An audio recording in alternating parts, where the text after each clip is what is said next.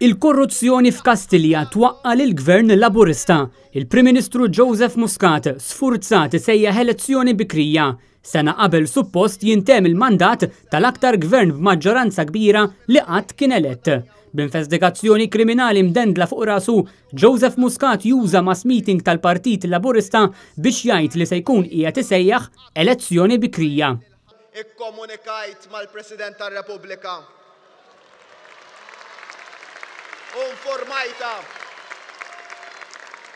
Informajta li l-lum semmur ħdeja untija l-parir biex ixxolli l-Parlament.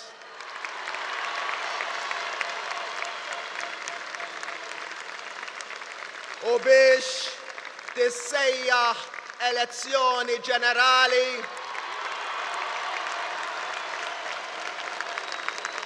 nhar is-Sibt 3 ta' Ġunju li ġej. Joseph Muscat huwa l-uniku Prim Ministru fl-istorja ta' pajjiżna li fuq rasu għandu mdendla investigazzjoni kriminali, investigazzjoni dwar korruzzjoni, tixħim u ħasil tal-flus. Imma quddiem il-partitarji Laburisti Muscat jitkellem fuq l-indafa.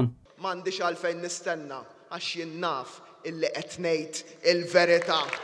Minu nadif ma jibżax u jien għalhekk qiegħed hawnhekk għax nadif u ma nibżax. Il-mara tal-Prim Ministru Joseph Muscat inqabdet b'kumpanija sigrita fil-Panama, E-Grant, u jikkonfermaw dan żewġ dokumenti meħuda minn sejf fil-kċina ta' Pilatus Bank f'Taxbiex. Implikati fl-iskandlu tal-Panama u kol b'kumpaniji sigriti fil-Panama il-Ministru Konrad Mizzi u Chief of Staff tal-Prim Ministru Keith Schembri li Muscat żammijaw u ma keċċihomx. L-instabilità fil-gvern ilha tikber ftit matul is-sena minn meta tfaċċa l-iskandlu tal-Panama sena ilu, sakemm fil-jiem li għaddew l-iskandlu sploda bl-aħbar li E-Grant hija tal-mara tal-Prim Ministru, imma flok refa' r-responsabbiltà waddaba fuq ħadd ieħor waqt li webbes rasu li se jibqa' għaddej minkejja l-kriżi kostituzzjonali li Muscat tefa' l-pajjiż fiha.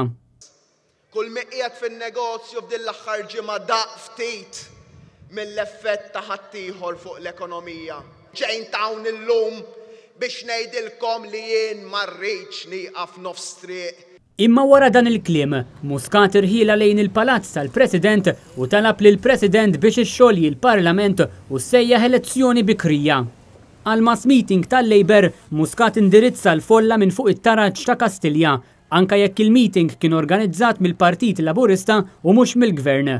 Muscat sejjaħu lil Malta għal elezzjoni bikrija waqt li pajjiżna għadu fit-tmum tal-Presidenza Ewropea. Ix-xuq fil-Gvern Laburista ilhom preżenti bir-riżenji ta' Marlene Farrugia minn deputat Laburista u ta' Godfrey Farrugia minn wib tal-Gvern.